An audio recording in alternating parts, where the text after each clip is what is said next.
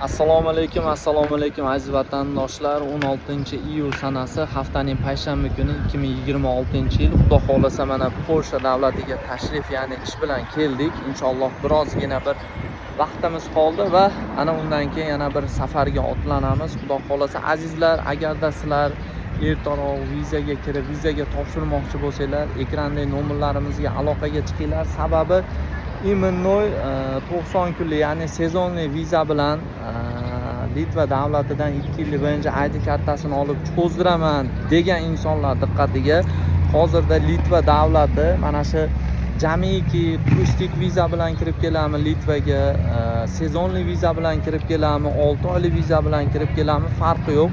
Birinchi ID kartalarni beryapti. Paka vaqt borligida noyabr oyigacha ulgurib qolinglar, chunki ikkinchi gruppamiz nasib bo'lsa sentyabr oyiga Xudo xolasa soprovождение jarayonini amalga oshiramiz. Azizlar, ulgurib qolinglar.